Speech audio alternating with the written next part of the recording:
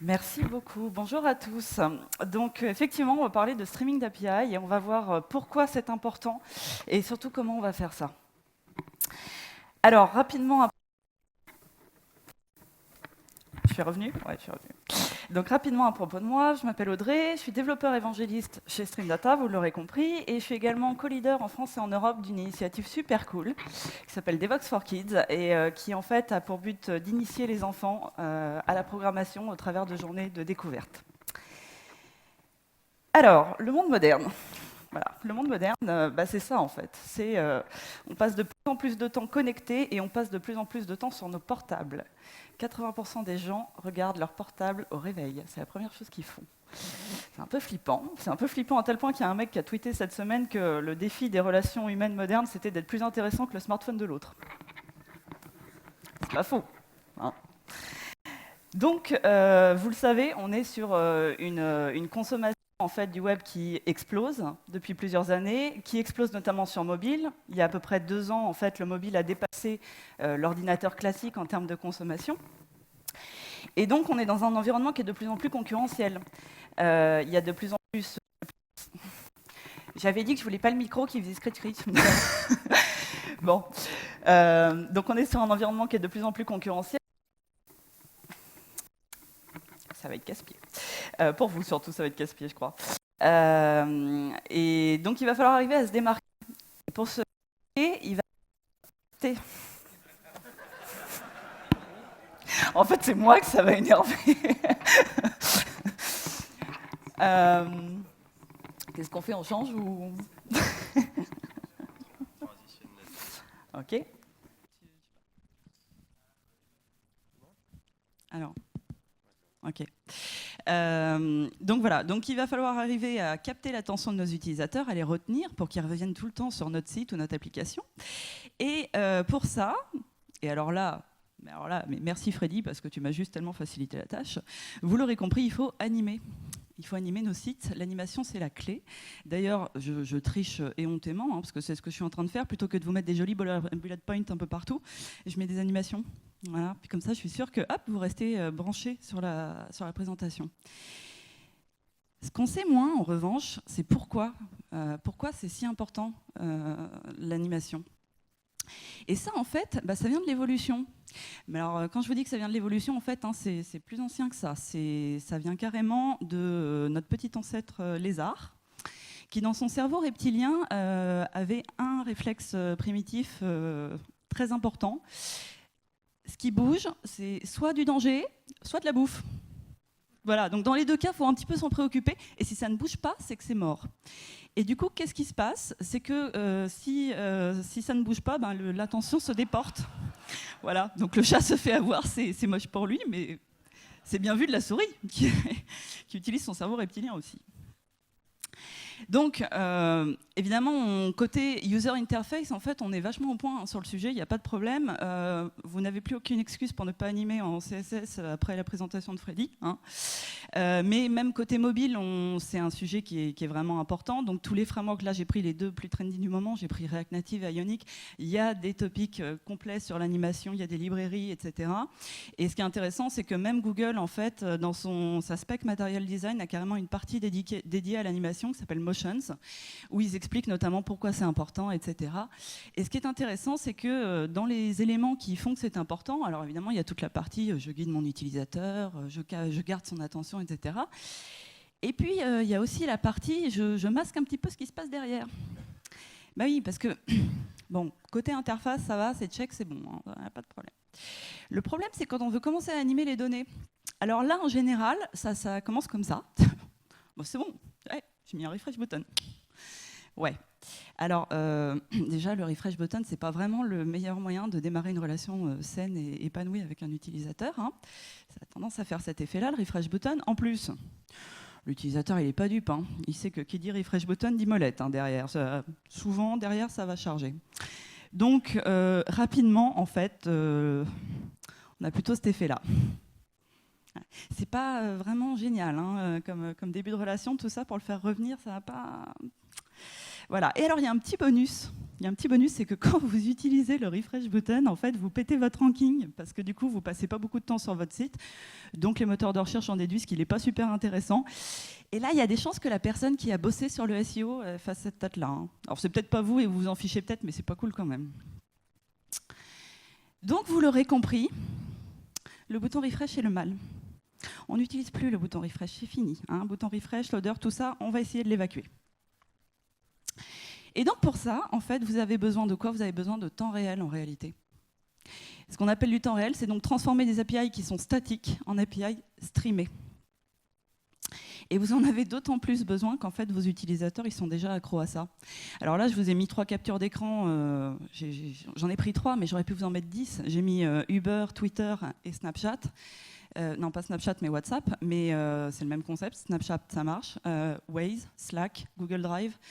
En fait, dans tous les domaines, que ce soit pour la collaboration au niveau travail, que ce soit pour se déplacer, etc., les réseaux sociaux, ils sont habitués au temps réel et ça va être comme un moteur de recherche qui ne serait pas Google-like. Ils ne vont pas comprendre si vous ne leur faites pas ça dans leurs applications.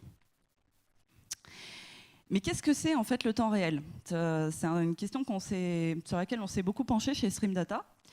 Alors déjà, le temps réel, il faut se mettre d'accord, c'est user relative. Hein. On n'a pas tous les mêmes niveaux de réflexe. Celui-là n'est pas très bon, en l'occurrence, mais voilà, c'est moche, c'est la nature, et on n'est pas égaux face à la nature. Alors le temps de réaction de l'être humain, donc ça c'est acquis durant l'enfance, il est entre 100 et 500 millisecondes. Donc normalement, 100 millisecondes, c'est le temps qu'il vous faut pour repérer que la plaque elle est chaude et qu'il faut enlever votre main. Voilà, mais encore une fois, c'est relatif à chacun et donc ça peut aller jusqu'à 500 millisecondes. Le temps d'interaction. Alors le temps d'interaction, c'est intéressant parce que donc on parle d'interaction humaine, donc c'est ce qui a le plus de valeur émotionnelle, ce qui fait le plus bouger notre cerveau. Et là, on est entre 100 millisecondes pour une question, ce qu'on appelle une question fermée, qui appelle une réponse de type oui/non. Donc typiquement, est-ce que ça vous dérange si je me taille les veines? Bon, oui, non. Voilà, 100 millisecondes. Pour une question un petit peu plus complexe, une question ouverte, on va être à 500 millisecondes. Je pense que surtout s'il y a des petits problèmes de vocabulaire, ça risque de prendre un petit peu plus de temps. Ça, c'est un autre débat. Et puis après, il y a même, ce qui est intéressant de voir, c'est que ce temps de 500 millisecondes, on le retrouve même au niveau de la mémoire, puisqu'on a dans notre mémoire court terme, la première partie de la mémoire court terme, c'est la mémoire sensorielle. Et donc la mémoire sensorielle, donc c'est vraiment tout ce qui est réaction, émotion, tout ça, paf, direct, ça part dans la mémoire sensorielle et ça se passe dans les 500 millisecondes après l'action. Voilà. Donc, le temps, c'est de l'argent, je ne vous apprends rien. Et il y a des compagnies qui ont des petites compagnies qui commencent à bien démarrer, tout ça, qui se sont donc forcément posé la question de, OK, est-ce que ces 500 millisecondes, elles ont un impact en fait sur mon chiffre d'affaires? Donc ils ont fait des études évidemment. La première, c'est Amazon, qui s'est aperçu que quand ils se prenaient 100 millisecondes de latence, ils perdaient 1% de vente. Alors ok, ils font beaucoup plus de chiffres maintenant avec AWS, mais 1% de vente d'Amazon, ça fait quand même mal. Hein. Et la deuxième compagnie, c'est Google. Et Google, en fait, donc ça c'est assez vieux, hein, parce que c'est Marissa Mayer, à l'époque où elle était encore chez Google, ça remonte à 2009, qui s'est aperçu que quand il se prenait 500 millisecondes de plus pour afficher les réponses d'une page, eh ben, il perdait 20% de trafic. Donc ça fait mal hein, quand même. Et donc, à partir de là, en fait, on peut déduire des temps de réponse idéaux pour nos applications. Et le premier temps de réponse, l'effet waouh, qu'on va rechercher, en fait, il est à 1 seconde. Donc, je vous ai parlé de 0,5 secondes, c'est vrai, mais en réalité, alors si vous êtes déjà à 0,5 secondes, c'est pas la peine de passer du temps à aller en dessous parce qu'on ne fera pas la différence. En réalité, entre 0,5 et 1 seconde, c'est à peu près pareil. On reste dans un effet de temps réel pour l'utilisateur, voilà, niveau d'interaction humaine, donc tout va bien. Quand on arrive à 4 secondes, 4 secondes, c'est le moment où on commence à perdre 40 à 60% des utilisateurs desktop, puisque forcément, ils ont une bonne connexion normalement, donc ils n'ont pas beaucoup de patience. Hein. En revanche, pour les utilisateurs mobiles, ça va se passer aux alentours de 6 secondes. Pourquoi? Parce que tout simplement, vous savez que le réseau mobile est un peu moins bon, donc vous avez un petit peu plus de tolérance. Gardez à l'esprit user relative. Hein. Moi, c'est pas 6 secondes. Personnellement, je suis pas d'une patience... voilà. Et puis alors, bon, je vous le mets, mais je pense que vous vous en doutez, hein, à 10 secondes, il n'y a plus personne. C'est fini, faut pas aller jusque-là. Voilà. Alors, comment on fait ça, du coup? Comment est-ce qu'on va animer nos applications, mettre de la donnée en temps réel? On va avoir 3 solutions. D'ailleurs, je vais vous faire participer. Vous allez me dire si vous les connaissez. Le long polling. Qui connaît le long polling? Qui pratique le long polling, peut-être? Ah, c'est vaste. J'ai dit qui connaît, ça fait ça? Qui pratique? Il y a des mains qui se sont baissées. Ça, okay. Intéressant. Les WebSockets. Bon, ça, les WebSockets, tout le monde connaît, parfait. Server Sent Events. Qui connaît Server Sent Events? Pas mal. Cool. Alors, le long polling, c'est ça. Donc, le long polling, c'est génial. Hein. C'est j'envoie une requête, puis j'attends la réponse. Ah, puis je renvoie la même requête, puis j'attends la réponse, puis je recommence. Il y a quand même des chances qu'il ne se soit rien passé entre deux. Hein. Bon, voilà. Donc, on est bien d'accord, hein. C'est pas une solution. C'est un hack, et c'est même pas le genre de hack avec lequel on peut briller en société. Genre, hey chérie, tu sais quoi, j'ai hacké aujourd'hui, je fais du long polling. Non, ça ne marche pas. Dans aucun monde, hein. Aucune réalité, ça ne marche pas. Donc on oublie, hein, le long polling, c'est pareil, ça va avec le bouton refresh, tout ça, hop, on oublie. Pour ceux qui pratiquent encore, si vous voulez, on se fait un petit groupe de discussion anonyme après, il n'y a pas de problème. Donc maintenant, il va nous rester 2 vraies solutions, qui sont en fait WebSocket et Server Sent Events, qui sont donc des technos de push, qui font tous les deux l'objet d'une spécification W3C, qui sont à peu près de la même époque, puisque WebSocket en fait date de 2008, là où Server Sent Events date de 2006. Donc voilà, on est plutôt... Et après, en fait, ce qui va vraiment les différencier, c'est que WebSocket est bidirectionnel. Donc vous allez pouvoir envoyer de la donnée du client vers le serveur, mais aussi du serveur vers le client. Là où Server Sent Events est unidirectionnel, et donc Server Sent Events vraiment ne sert qu'à pusher de la donnée du serveur vers le client. Et l'autre principale différence, c'est que WebSocket va supporter du texte et du binaire, et que Server Sent Events ne supporte que du texte. Alors, au niveau des protocoles, WebSocket a son propre protocole. Donc, protocole WebSocket, qui est basé sur le protocole TCP. Donc, ça va nécessiter évidemment de faire une connection upgrade, de demander au serveur s'il est d'accord pour switcher de protocole, ce qu'il peut refuser, hein, pour information. Là où Server Sent Events, c'est de l'HTML. Donc, voilà, pas plus que ça à faire. Ça va bien se passer. Vous rajoutez un petit header pour qu'il accepte les event streams, et puis c'est bon. Donc en termes de config, vous vous en doutez, il va falloir reconfigurer les proxys, les load balancers, bref, toutes les choses que les ops adorent faire. Puis alors, ça arrive jamais qu'on soit en clientèle et que, vous savez, il y a encore le modèle en silo avec les devs d'un côté, les ops dans l'autre bâtiment, et puis on leur parle pas, hein, puis on leur fait pas confiance, hein, parce que c'est des quiches. Hein. Attention, les mecs, on les connaît. Donc bonne chance, hein, parce que comme c'est comme ça dans les 2 sens, quand vous allez aller voir les ops pour leur dire en fait, on va reconfigurer les proxys et les load balancers et ça va bien se passer, je doute que ça se passe vraiment si bien que ça. Alors que Server Sent Events, voilà, vous avez compris, je crois. Alors au niveau de l'implémentation, dans les 2 cas, c'est plutôt simple. Pour faire du WebSocket, vous allez créer un objet WebSocket. Et puis, une fois que cet objet est créé, vous allez pouvoir vous abonner à des callbacks. Donc, il y en a 3. Il y a onOpen, une fois que la connexion est établie. OnMessage, pour récupérer les messages. Donc, c'est là où vous allez réimplémenter, en fait, tout le traitement du message. Et OnError, un petit peu évident, celui-là. Je ne vais pas m'attarder dessus. Et c'est intéressant parce qu'en fait, ils ont repris la même terminologie que pour Server Sent Events. Donc en Server Sent Events, en fait, on va créer une event source. On va pouvoir s'abonner pareil à un open, un message, un error, mais ce qui est intéressant aussi, c'est qu'on va pouvoir rajouter un petit quelque chose. On va pouvoir rajouter des event listeners parce qu'on va être capable de typer nos messages. On va pouvoir leur dire que peut-être que j'ai des messages de type user connected et d'autres messages de type, je sais pas, user refresh ou je sais pas quoi. Et moi, en fait, il n'y a que le user connected qui m'intéresse, donc je m'abonne uniquement à ça. Alors, qu'est-ce qui se passe s'il y a une perte de connexion? Parce que qui dit streaming dit à un moment, je peux perdre la connexion, il faut que je récupère la donnée. Eh bien, en WebSocket, il n'y a rien de prévu, donc je vous laisse tout réimplémenter vous-même. Hein, voilà, bonne chance. Là où en Server Sent Events, en fait, il y a un protocole, tout est prévu, il y a un process de récupération.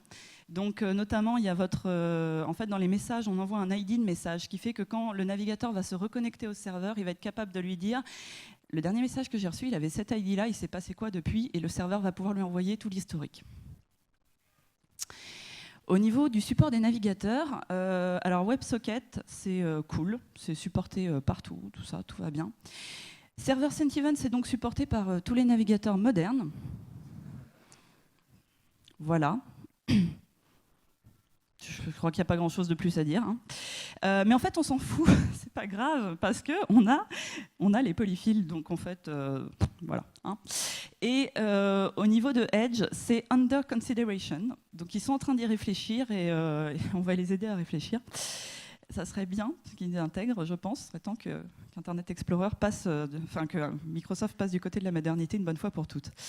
Au niveau WebSocket, ben là, pas de jaloux, puisqu'en fait, c'est Opera Mini qui, comme souvent, est un petit peu en retard.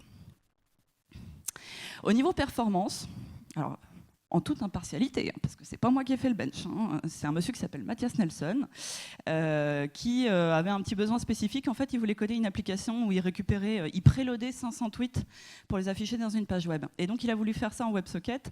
Et là, déjà, il s'est aperçu qu'il y avait des grosses différences d'implémentation entre navigateurs sur un même protocole. Et puis après, en fait, il galère un peu, donc il est passé sur Server Sentivent, et là, il a vu une très très grosse amélioration. Et c'est assez rigolo parce qu'à la fin du blog, il explique qu'en fait, ça lui a pris plus de temps d'écrire le blog post que de coder le truc en Server Sentivent. Donc en conclusion, en fait, c'est comme souvent en développement, c'est pas qu'il y a une bonne et une mauvaise techno, c'est qu'il y a la techno qui est adaptée à votre besoin. Donc il va falloir choisir en fonction de vos besoins. Et typiquement, je ne suis pas sûre que vous ayez si souvent que ça besoin d'une connexion qui soit bidirectionnelle, parce qu'en fait, si on fait du chat ou du jeu vidéo, d'accord, mais la plupart du temps, on va pousser des infos depuis le serveur et pas forcément dans l'autre sens. Ce que l'utilisateur a besoin de vous envoyer, ça peut passer par une REST API, et puis voilà. Et puis pareil, est-ce que vous avez besoin d'envoyer du binaire aussi souvent, puis d'en recevoir? Je suis pas tout à fait sûre. Donc, j'ai essayé de rester impartial, mais je crois que vous l'aurez compris, on a une petite préférence pour Server Sentivent chez Stream Data. Et c'est d'ailleurs en fait la techno sur laquelle on a basé notre produit, parce qu'on s'est dit c'est bien, mais je pense qu'on peut aller encore plus loin et faciliter la vie du développeur. Donc on a créé un proxy as a service que vous, en tant que développeur, vous allez pouvoir utiliser pour transformer, pour streamer justement n'importe quelle API. Vous allez prendre une API JSON, la passer dans le proxy, et nous on va charger du reste, on va faire le polling pour vous. Vous allez pouvoir nous donner tous vos paramètres habituels, évidemment. Et puis, si c'est rien passé, on ne va rien vous envoyer, parce que je ne vois pas vraiment l'intérêt de venir dire hey, tout va bien, il ne s'est rien passé, tout va bien, cool, super. On a rajouté un petit cache dynamique, parce qu'on sait que vous êtes les futurs Apple et les futurs Google, et je fais référence à une vidéo toute pourrie qui est passée sur le web cette semaine. Mais je clôt le débat tout de suite, j'ai pas envie de leur faire de pub. Donc voilà, on sait que vous allez avoir très vite beaucoup d'utilisateurs, et donc pour faciliter cette montée en charge, on a mis un cache dynamique. Et puis on a rajouté de l'update incrémental. Donc en fait, concrètement, on s'est basé sur JSON Patch, parce qu'on trouvait intéressant le fait de ne pas vous renvoyer tout le document s'il n'y a que 2 données qui ont changé dans ce document. Donc comment ça se passe? En fait, vous recevez un premier snapshot de données qui est ça. Au deuxième message, vous allez recevoir ça. Et donc là, on vous dit, en fait, il y a juste 2 valeurs qui ont été remplacées. Donc JSON Patch sert à ça, hein, il définit des types d'événements finalement, donc ça peut être suppression, ajout, etc. Et puis à partir de là, vous n'avez plus qu'en plus il y a des librairies JS qui vous le font super bien, qu'à mettre à jour votre donnée originelle et afficher la différence. Alors maintenant, je vous propose un petit pari, parce que je vous ai dit que c'était super facile, tout ça, je me la suis un peu pété. Je vous propose de vous coder une application mobile qui va vous donner la position de l'ISS en temps réel, qui va être compatible Android iOS, et de le faire en moins de 10 minutes, puisqu'il me reste 10 minutes. Donc en fait, ça, c'est le rendu que je vise, et ça, c'est l'API que je vais utiliser. Alors, pour faire ça, je vais me baser sur quoi? Je vais me baser sur AngularJS et sur Cordova, le tout réuni dans Ionic, le meilleur des mondes. Alors, donc Ionic, c'est un framework de développement mobile hybride qui voulait être un petit peu le Twitter Bootstrap du mobile, qui s'est dit c'est bien le développement mobile hybride, mais bon, il va encore falloir leur faciliter un petit peu la vie, parce que là, ça, notamment niveau front, tout ça, c'est pas facile. Et donc, en se basant sur AngularJS, évidemment, ça se passe beaucoup, beaucoup mieux. Alors, une application Ionic, ça ressemble donc à ça. Une application hybride étant une WebView, donc un navigateur embarqué dans une application native. On va avoir plusieurs couches qui vont intervenir. Côté interface, on va se servir de trucs avec lesquels on est très très familier, et ça c'est plutôt bien. On va faire de l'HTML, du CSS, du JavaScript classique. En dessous, on aura un Ionic qui en fait va nous donner des composants et des services qui vont grandement nous faciliter la vie, qui sont finalement rien d'autre que des directives, hein. Mais par exemple, on va avoir des jolis menus qui savent déjà, qui ont les bons comportements, etc., qui savent où se placer, des boutons intelligents, des choses comme ça. Côté logique métier, on va être sur du Angular. Donc par exemple, on va se servir du système de routing d'Angular. Et en dessous, on aura Cordova qui, lui, va se charger de deux choses. Il va nous donner accès à tout ce qui est matériel. Et puis, il va se charger de la compilation à destination des plateformes cibles. Donc, assez parlé, on va passer à la démo. Du coup, je ne sais pas si je peux rebasculer sur le micro qui fait screech et qui va m'énerver, mais c'est pas grave. Si tu veux. C'est cool. Alors, donc Ionic, en fait, Ionic vient avec un joli command line interface qui est basé sur celui de Cordova. Donc, si vous êtes familier avec Cordova, vous allez être plutôt à l'aise. Et donc on va lui dire Ionic Start ISS Maps. Donc Start, je pense que c'est plutôt clair pour tout le monde. Start va me servir à dire à Ionic, tu me crées une nouvelle application. ISS va être le nom de mon application. Et Maps, c'est un template, parce qu'en fait, il y a un truc assez cool avec Ionic, c'est qu'il arrive avec des templates tout près qui vont nous faciliter la vie quand on démarre notamment. Donc on a un template avec un side menu, on a un template avec des petits headers en bas. Et donc Maps, voilà, c'est juste une carte qui est affichée dans mon application. Donc là, il a fait plein de trucs. Il a initialisé un Cordova project. Ensuite, il a rajouté iOS Platform. Il l'a rajouté parce que je suis sur OS X. Hein, vous l'aurez deviné, si vous n'êtes pas sous OS X, c'est mouru. C'est sympa. Voilà. Donc, on va rentrer tout de suite dans l'application et puis on va la lancer pour voir ce que ça donne. Je vais passer en mode Serve moins lab. Le mode Serve moins lab, en fait, ça va me permettre de... Alors, on va régler ça. Voilà. Ça va me permettre d'émuler le comportement des deux plateformes dans mon navigateur. Alors, évidemment, ça a ses limitations, parce que vous n'allez pas pouvoir émuler tout le comportement matériel de votre téléphone. Mais c'est quand même pas mal, notamment pour toute la partie interface. Donc, après, une application Ionic, à quoi ça ressemble ? Donc je vous l'ai dit, hein, c'est basé sur Cordova, donc il y a des choses qui sont familières si vous avez déjà fait du Cordova, notamment on a un joli répertoire hooks dans lequel on va avoir toutes les tâches de pré, post, compile, etc. Le répertoire plateforme avec iOS, le répertoire plugins, au cas où vous avez besoin de rajouter des plugins, notamment pour l'accès matériel, des choses comme ça. Mais nous, ce qui va vraiment nous intéresser, en fait, c'est le répertoire 3W, où on va trouver notre joli fichier index.html. Et donc, alors, je ne sais pas si c'est hyper lisible, je vais vous l'augmenter un petit peu. Voilà. Donc on voit quoi ? On voit qu'on a un ng app starter avec un ng controller, map controller. Donc là, je pense que c'est familier pour tout le monde. Et il y a un truc qui est assez sympa, c'est que je peux faire ça. Ah, j'ai un problème de clavier. Ah oui, non, ah oui. C'est mon raccourci qui prend le dessus. Ok. Hop. Voilà, donc je fais ça et en fait j'ai déjà j'ai un reload à chaud, donc c'est plutôt cool. Une fois qu'on a fait ça, on va pouvoir aller dans Directive.js, s'intéresser un petit peu plus à cet objet map que vous voyez ici, qui est donc une directive, hein, sans surprise, donc qui crée une map. Donc pour créer une map, c'est simple, on crée des map options, on crée notre objet map, etc. Alors, là, c'est pas mal, mais en fait, ça ne me convient pas tellement la façon dont c'est fait. Donc, on va le réécrire un petit peu. Alors, je vais commencer par lui donner une position qui est un petit peu plus pertinente, en fait, dans notre cas d'utilisation, qui est donc la position de Cap Canaveral, pour qu'il aille se mettre sur Cap Canaveral au départ, parce que les headquarters d'Ionic, c'est sympa, mais ça ne me donne pas grand-chose. Ensuite, je vais lui donner des map options qui vont bien, c'est-à-dire que je vais lui dire on passe en vue satellite et puis on va désactiver Street View Control parce qu'on ne va pas en faire grand-chose dans notre cas d'utilisation. Et donc, ça nous donne déjà ça. Ok, c'est pas mal. Donc maintenant, on va vouloir afficher l'ISS. Pour ça, on va mettre un petit marqueur. Hop, voilà.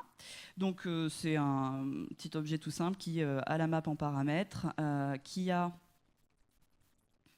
Hop, je passe la map au-dessus, qui a une icône que j'ai faite moi-même avec amour et que donc je vais m'empresser de mettre ici. Voilà. Donc si on revient là, normalement, on voit l'ISS.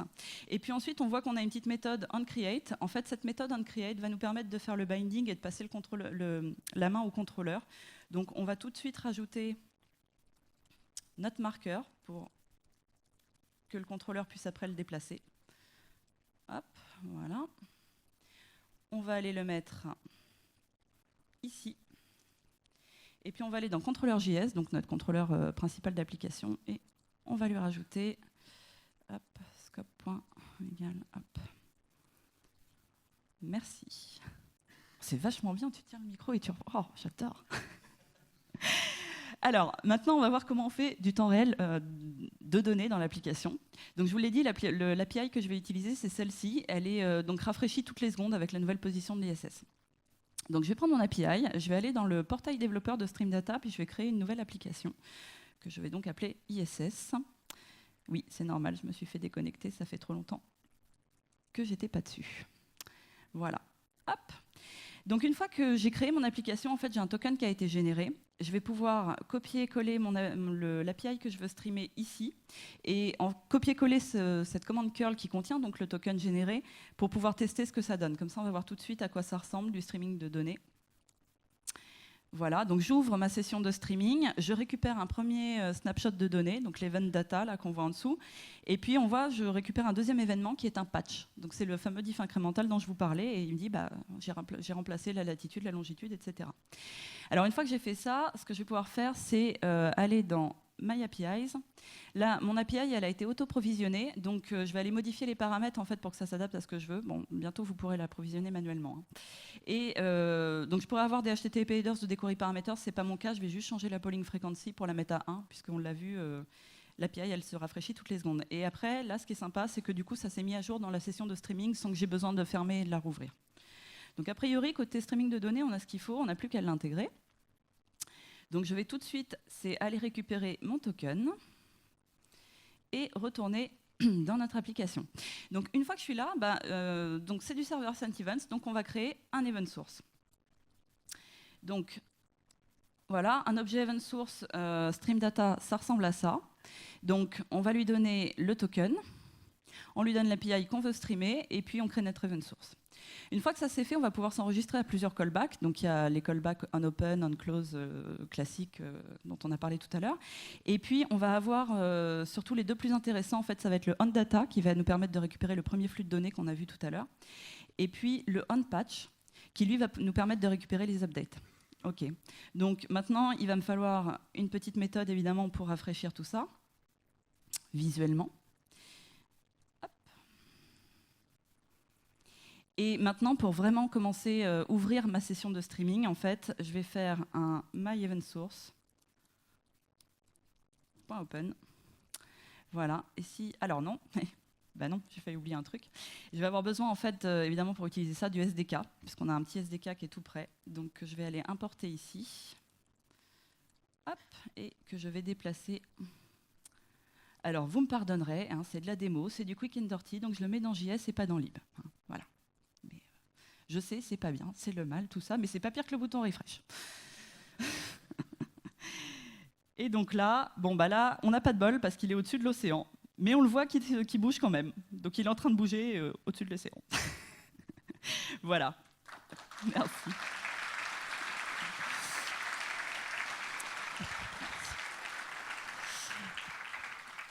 Alors, si j'ai réussi à vous convaincre, en fait, vous pouvez aller faire un truc super cool, c'est d'aller voter pour le support de Server Sent Events dans Edge.